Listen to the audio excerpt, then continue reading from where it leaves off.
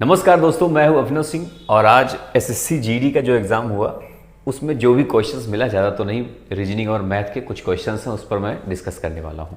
ठीक है, ज़्यादा लोग तो वैसे भी मेरे पास भेजते नहीं हैं और ज़्यादा लोग मेरे ऊपर डिपेंड भी नहीं है, तो जो भी मिलता है उसको मैं सॉल्व करता हूँ। तो देखो, 12 व्यक्ति किसी कार्य को 4 दिनों में कर सकते हैं, तो 8 गुणा कार्य करना हो अगर, तो आधे समय में कितने व्यक्ति करेंगे। इसमें पूछा क्या है, व्यक्ति पूछ रहा है कितने व्यक्ति करेंगे। अब देखो, 12 व्यक्ति किसी काम को जब 4 दिन में करते हैं, तो अगर पूछे कि एक दिन में अगर उसी काम को करना हो, जैसे 12 लोग मिलकर किसी काम को 4 दिन में कर रहे हैं, तो मैं एकदम देसी बता रहा हूँ एकदम स्टाइल में, तो एक दिन में अगर करना हो तो कितने लोग लगेंगे। तो आप बोलोगे 12 चौके 48 लोग, 48 लोग लगेंगे एक दिन में काम को निपटाने में। और वही चीज़ अब यहाँ पे क्या कह रहा है कि आधे समय में काम को पूरा करना है, मतलब ये जो 4 दिन दिया है सिर्फ 2 ही दिन में काम को पूरा करना है। तो 2 दिन में, एक दिन में 48 लोग लगेंगे, तो 2 दिन में आप बोलोगे 24 लोग लगेंगे, है ना। 2 दिन में 24 लोग लगेंगे। और क्या कह रहा है कि 8 गुना काम करना है, तो 24 में 8 से गुणा कर दो बस भाई, लोग भी तो बढ़ जाएंगे, 8 गुना लोग लगेंगे। ये व्यक्ति पूछा है बस, तो 8 चौके 32, 8 दूना 16, 3 19, 192 लोग लगेंगे। ये हो जाएगा उत्तर। ये तो बिना किसी फार्मूला, बिना किसी वैसे आपको मैंने एकदम देसी स्टाइल में बता दिया। बाकी जिसको फार्मूला आता वो अच्छी बात है, जिसको नहीं आता वो ऐसे लगा लेना आराम से, बहुत इजी हो जाएगा आपका। इसको देखो, ये कह रहा है कि तृतीय अनुपात ज्ञात करना है। ये मैंने बता चुका था आपसे, अनुपात वाले में आपको मैंने बताया था कैसा। इसका फार्मूला भी होता है, लेकिन सबसे अच्छा तरीका है इसको 0.8, फिर ऐसे, फिर 0.2। तृतीय अनुपात का मतलब क्या होता है, फिर 0.2, फिर यहाँ पे x, यही x आपका तृतीय अनुपात है। और ये दो बार लिख दिया जाता है, तो इसी का फार्मूला क्या बन जाता है, b² बराबर AC। तो a दिया है, b² मतलब ये b² हो गया, तो इसका 2 बार गुणा हो जाएगा ना, तो इसका स्क्वायर 2 दूना 4, 0.04 हो जाएगा बराबर AC 0.8x, यही हो जाएगा। तो x बराबर हो जाएगा 0.4 अपॉन 0.8। अब इसको ऐसे लिख सकते हैं, इसको हम लिख सकते हैं 4 अगर लिखना है तो बटे 80 ऐसे। तो 80 से इसमें डिवाइड करोगे जब, 80 से 4 में, तो यहाँ पॉइंट बढ़ाओगे, 0 बढ़ाओगे, फिर 0 बढ़ाओगे, तब जाके यहाँ पे क्या होगा, 1 0 और बढ़ाओगे, तो 8 पंचे 40, 5 ख़त्म।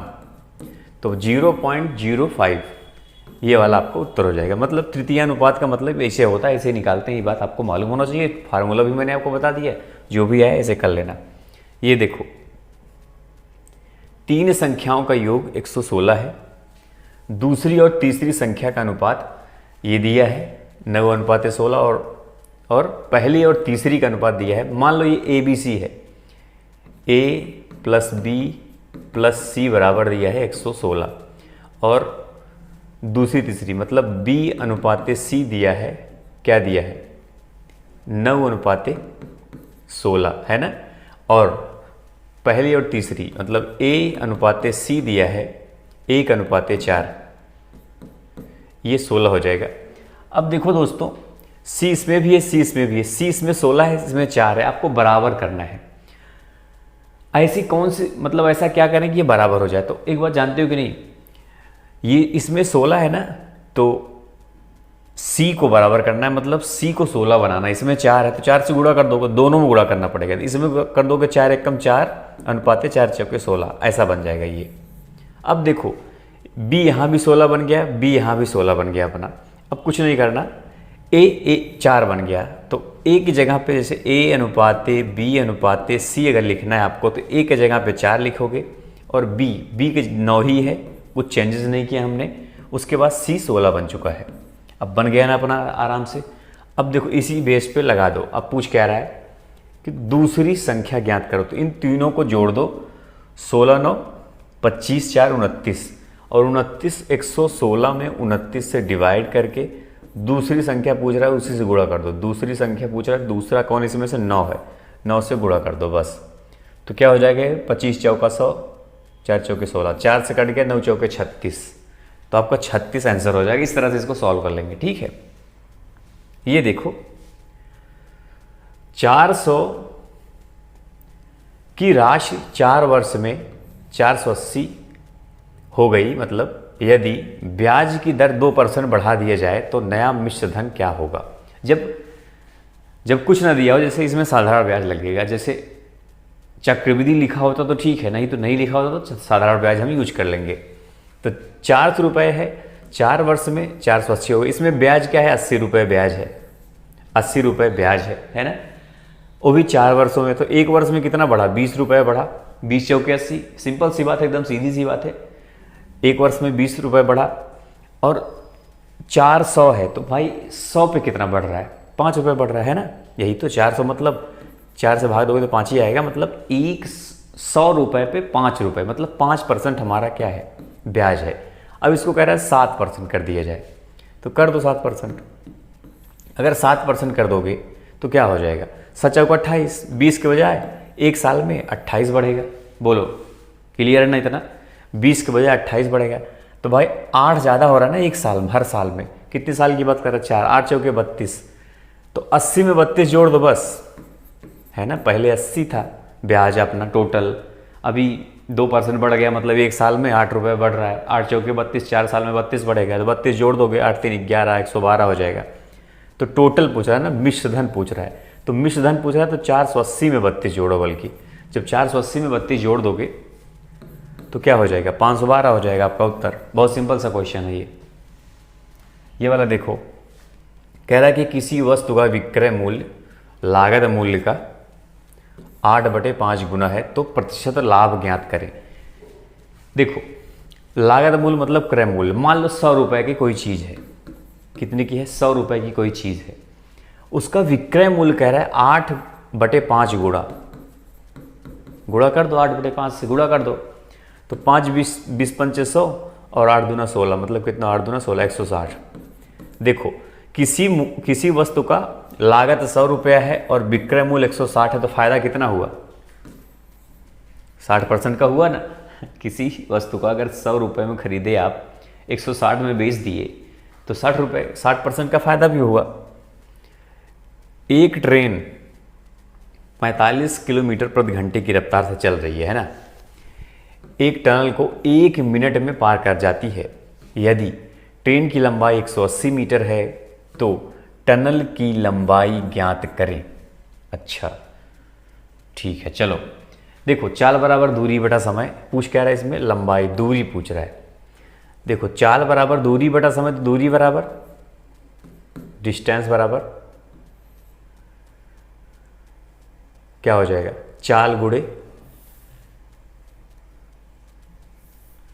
गुणे स्पीड इनटू टाइम, है ना, यही तो होता है, सिंपल सी बात है। तो देखो डिस्टेंस 180 मीटर पहले से दिया हुआ है, तो 180 मीटर लिख दो प्लस, क्योंकि देखो जब ट्रेन कोई चलती है ना, टनल को पार करती है, तो ट्रेन की लंबाई भी जोड़ी जाती है। जैसे मान लो एक टनल है, ऐसे बना है, और एक ट्रेन है, ये ट्रेन जा रही है, ऐसे ट्रेन जा रही है ना, तो जो ट्रेन की लंबाई होती है, जैसे पहले मान लो ये ट्रेन की लंबाई यहाँ पहुँच गई, ट्रेन ये चीज़ यहाँ पहुँच गई, तो भाई पहले ट्रेन की लंबाई भी तो इतनी मानी जाएगी। यहाँ जब ये ट्रेन पूरी ट्रेन जब चली जाएगी तभी, इसलिए इसकी लंबाई भी जोड़ी जाती है, इसकी लंबाई भी जोड़ी जाती है।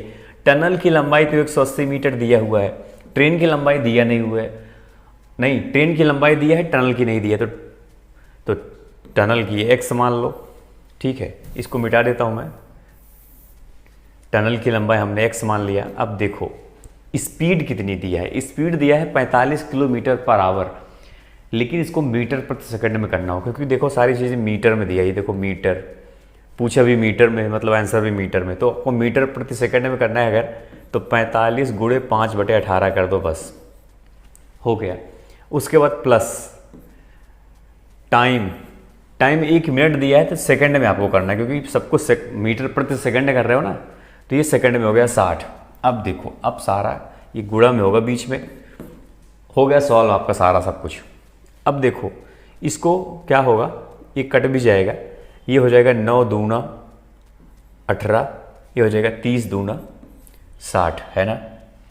उसके बाद ये हो जाएगा 3 तियाँ 9, ये हो जाएगा 10 तियाँ 30, 15 तियाँ 45, 15 पचे 75 और 750, इधर आ गया 750। अब देखो x बराबर हो जाएगा 750 माइनस 180, है ना। ये 750 हो जाएगा टोटल, 5, 15 और 10 गुणा करोगे 750। अब इसमें घटा दो, x का वैल्यू आ जाएगा, कितना होगा, ये 0, 15 में से 8 घटाओगे, 8 7 15, 7 हो जाएगा यहाँ पे, 6 में से 1 घटाओगे तो 570 मीटर आपका आंसर हो जाएगा। इस तरह से करेंगे इसको। निम्न में से भिन्न कौन सा है, रीजनिंग का क्वेश्चन है ये, निम्न में से भिन्न कौन सा है। अब देखो निम्न में से भिन्न कौन सा है, इसमें देखोगे ना 5 तियाँ 15, 2 चौके 8, 5 दूना 10 होना चाहिए, 6 तियाँ 18, तो 10 नहीं है, यही उत्तर हो जाएगा। बस सिंपल सा है ये देखो, एक पंक्ति में राहुल का क्रमांक दोनों ओर से 8 है, तो पंक्ति में कुल कितने व्यक्ति हैं। देखो इधर से 8वां नंबर पे बैठा है राहुल, इधर से भी 8वां नंबर पे, ये 8वां नंबर है। हमको बताओ अगर ये 8वां नंबर है राहुल, तो इसके इस साइड कितने लोग होंगे, आप बोलोगे 7 लोग होंगे तभी 8वां होगा। और इधर से भी कह रहा है 8वां है, तो इस साइड कितने लोग होंगे, आप बोलोगे 7 लोग होंगे, इसलिए बोल रहा है कि 8वां, है ना। तो 7 ये 7 दूना 14 प्लस 1 राहुल, 1 15, कुल 15 व्यक्ति हैं। सिंपल सी बात है, इसमें कोई फार्मूला कोई रूल नहीं, सीधा है एकदम। अब ये देखो 4 व्यक्ति राम श्याम मोहन तथा हरि ताश खेल रहे हैं, है ना। मोहन ताश खेल रहे हैं, ऐसे बना दो, समझ लो ऐसे बैठे होंगे। मोहन हरि के विपरीत नहीं है, चलो मान लिया। श्याम के दाएं बैठा है हरि, हरि जो है श्याम के दाएं बैठा है ना। चलो श्याम ये है, इसके दाएं बैठा है, मतलब इधर कौन बैठा है, हरि बैठा है, यही बोल रहा है ऐसा, ठीक है। चलो मोहन हरि के विपरीत नहीं है, तो मोहन यहाँ नहीं होगा, मोहन यहाँ हो जाएगा, सिंपल सी बात है। पूछा क्या है, श्याम के विपरीत कौन होगा, तो श्याम के विपरीत मोहन तो आ गया, हो गया, बात खत्म। बचा कौन सा, यहाँ राम हो जाएगा, है कि नहीं, सब हो गया एकदम सिंपल सा। चलो अब अगला देख लेते हैं। यदि किसी सांकेतिक भाषा में फोर्ज को FPTGI लिखा जाता है, तो उसी भाषा में कल्प्रिट को क्या लिखा जाएगा। देखो इसमें F है तो F ही कर दिया, नो डिफरेंस, नो चेंजेस। इसमें O के बाद P +1, फिर उसके बाद R आता है 18 पे, T आता है 20 पे, +2, G आता है 7 पे और ये आता है 10 पे, +3, E आता है 5 पे और I आता है 9 पे, +4।